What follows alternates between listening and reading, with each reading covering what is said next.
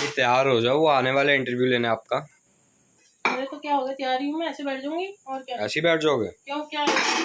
तो थोड़ा सजो धजो भाई, इंटरव्यू होगा। साड़ी पहनूं, लहंगा पहनूं, खाना कौन बनाएगा फिर? ठीक है, ऐसे ही है। क्या बना रहे हो खाने में? उनको पता चलना चाहिए ना, मैं ऐसी ही हूँ तो ऐसी ही दिखूंगी ना। फिल्टर लगा लेंगे ज्यादा से ज्यादा, और क्या होगा। खाने में क्या बना रहे हो आप, ये बताओ। खाने में बने हैं माँ छोले की दाल और पुई का साग, जो कि मेरे लिए है, परवल की सब्जी जो कि मेरे लिए है, तुम्हारे लिए बनेगी कुछ भी बनाते रहते हो भाई। पुई क्या होता है? पुई आपको नहीं पता तो अपना नाश्ता करो। और बनाऊंगी साथ में आलू मेथी, तो क्या पता वो कितने लोग हों, कम से कम। सर्दियों का खाना होता है आलू मेथी, गर्मियों में आलू मेथी बना रहे हो आप। अरे तो सूरी मेथी डाल के उसको आलू मेथी बना दूंगी, और क्या। तो मेथी तो है नहीं है, अब आलू गोल गोल थे, मैंने कहा चलो वही बना लेते हैं।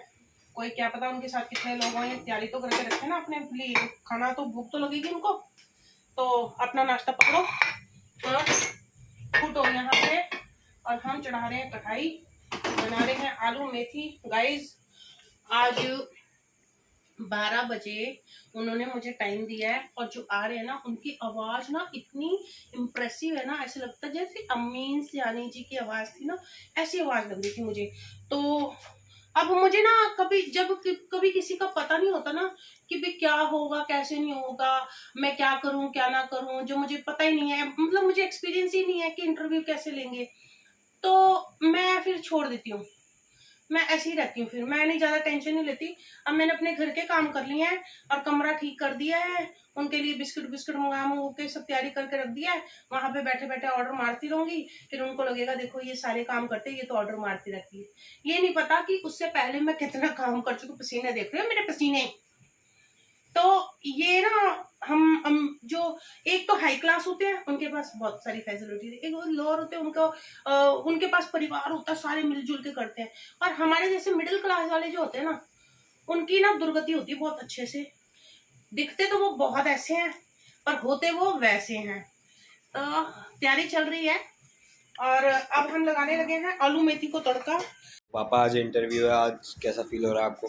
बहुत एक्साइटेड फील हो रहा है। एक बार पहले भी इंटरव्यू हुआ था और आज फिर होने वाला है। देखते हैं क्या रिजल्ट निकलता है, कैसा बनता है, देखेंगे। तैयार हो आप क्वेश्चंस जो पूछेंगे? रेडी।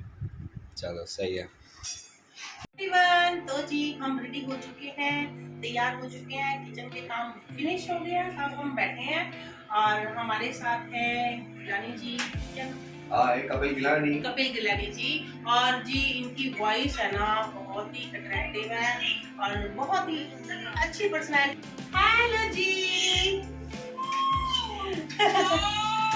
आपको आपको आपको आना चाहिए था, मैं तो सोच रही थी आप आओगे, मुझे लगा आप आओगे।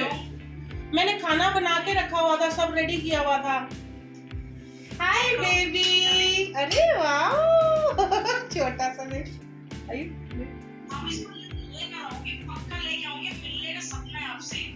नहीं नहीं, आप अभी भी आ सकते। वही मेरे को गलती हो गई, मेरे को बोलना चाहिए था, मेरे से गलती हो गई।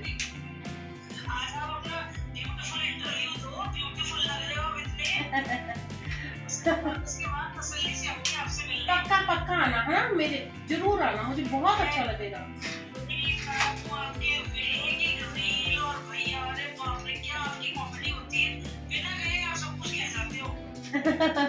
ये सब चीजें तो वो एक्सपीरियंस होते हैं ना, वो अपने आप ही निकल जाते हैं।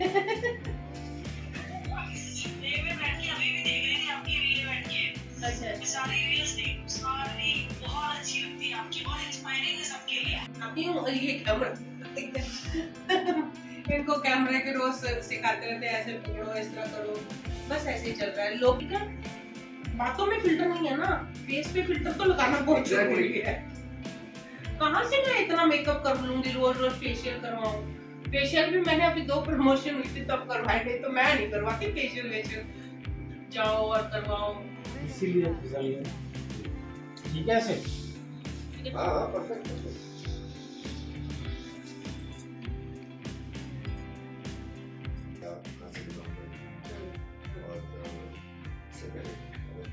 पहले मैं आपको इंट्रो दूंगा, छोटा सा इंट्रो दूंगा, लेकिन इंट्रो ज़्यादा नहीं, थोड़ा सा ताकि एक ये मिल जाए कि एग्जैक्टली मैं बोलना क्या चाह रहा हूँ। फिर मैं आपसे पहला सवाल ये। अब बैकग्राउंड में नहीं मतलब जो बचपन का है वो मैं बताऊं या फिर मैं इजी बताऊं? देखो वो आप पे डिपेंड करता है। नहीं, आपको क्या लगता आप है अगर बताना मुझे चाहिए? जहाँ तक आपकी नेचर समझ, आज के इस एपिसोड में आपका स्वागत है। इनफैक्ट वाह वुमन में आपका फिर से स्वागत है। आज काफी समय बाद हम एक एपिसोड लेके आ रहे हैं किसी रीजन की वजह से। लेकिन आज के इस एपिसोड में मैं आपको एक ऐसी महिला से मिलवाने वाला हूँ जो कि सोशल मीडिया इन्फ्लुएंसर है, बहुत ही सक्सेसफुल है। पिछले कुछ सालों से उनके व्यूअर्स, उनके सब्सक्राइबर्स काफ़ी हैं और फॉलोअर्स भी काफ़ी हैं। तो ज़्यादा देरी न करते हुए आइए मिलते हैं आज की वाह वुमन से। इनका नाम है मीना कपूर जी। थैंक यू जी, बहुत बहुत शुक्रिया आपने मुझे चूज किया इंटरव्यू के लिए। मुझे बहुत अच्छा लगता है जब मुझे कोई बोलता है आपका इंटरव्यू लेना, मैं कहा हाँ ले लो मीना फटाफट। जी का इंटरव्यू इसलिए है क्योंकि ये चैनल ही वाह वुमन के लिए कि आप जैसी वुमन जो ऑलरेडी एक अपने आप को एस्टैब्लिश कर चुकी है इस बिजनेस में। ये तो बिजनेस ही है बेसिकली, सोशल मीडिया इन्फ्लुएंसर एक बिजनेस बन गया। इससे पहले आप क्या करती थी? इससे पहले मैं प्राइवेट जॉब सेक्टर में थी और प्राइवेट जॉब ही मैंने शुरू से किया है क्योंकि मैं दिल्ली से ही हूँ और बहुत ही मिडिल क्लास फैमिली से हूँ। क्योंकि बचपन मेरा 13-14 साल की एज में मतलब मम्मी पापा का डाइवोर्स हो गया और फिर मम्मी की शादी हो गई तो हम पापा के पास थे। थोड़े टाइम बाद फिर पापा की भी शादी हो गई तो मम्मी की फैमिली अलग हो गई, पापा की फैमिली अलग हो गई और फिर मुझे लगा कि मुझे छोटे बहन भाइयों को ज्यादा इतनी छोटी एज में आपको कहीं ना कहीं एक रिस्पॉन्सिबिलिटी का एहसास हुआ कि मैं रिस्पॉन्सिबल ज्यादा हुई। बहन भाई छोटे थे, अब उनको मुझे ही देखना पड़ेगा तो मेरी रिस्पॉन्सिबिलिटी ज्यादा बन गई। और वो टाइम जो यंग टाइम था जिसमें लड़कियां सजती सवरती कुछ कुछ ऐसे, तो वो मेरा टाइम अपने बहन भाइयों के लिए एक पेरेंट्स के तौर पे हो गया। हम 5 बहन भाई हैं।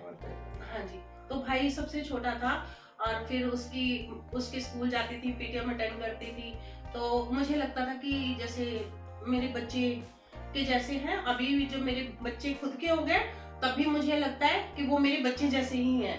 वैसे मेरे को नीना जी के बारे में एक थोड़ी सी बात पता लगी कि इन्होंने अपनी शादी अपने ही पैसे से की है, करेक्ट? हाँ जी हाँ जी हाँ जी हाँ जी। ये सही है? हाँ बिल्कुल बिल्कुल। और शादी एक्चुअली क्या था, शादी जब हमारी लव मैरिज होने लगी तो हमारे पास इतना नहीं था, मम्मी के पास भी इतना नहीं था। मम्मी को ये था कि किसी तरह से बस शादी हो जाए, अपने अपने घर जाओ। और पापा की जो शादी हो चुकी थी दूसरी जगह तो वहाँ भी वो अलाउ नहीं कर रहे थे कि भी मेरी शादी को अटेंड करें और ये सब चीजें खर्चा वर्चा करें। तो दोनों को लगा कि आप देख लो जैसे करना है।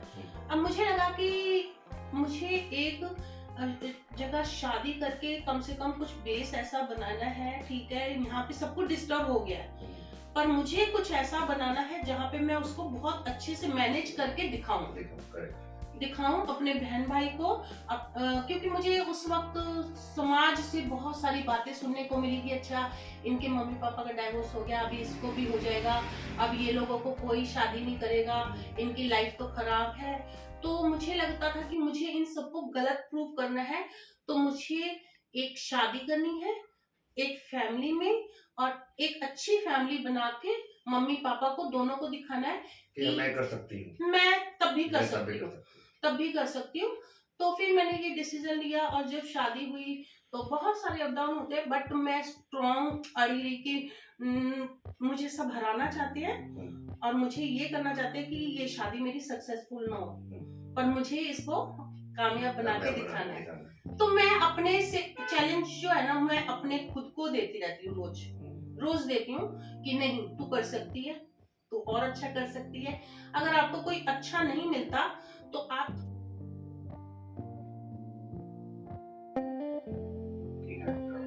जिन्होंने की कहानी सुनी कि इतने प्यारे स्माइल के पीछे इतनी भयंकर स्ट्रगल रही है। तो Neena ji thank you so much for coming on the show. बहुत अच्छा लगा आपकी स्टोरी जान के आपसे। इनफैक्ट मुझे भी मोटिवेशन मिलता है, मिला है इनफैक्ट। और शुक्रिया दिल से आपका बहुत बहुत शो पे आने के लिए। And guys thank you so much for watching वाह वुमन।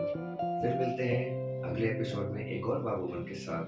तब तक please keep sharing, liking, commenting and do not forget to subscribe the channel. Thank you so much and love you all. Bye.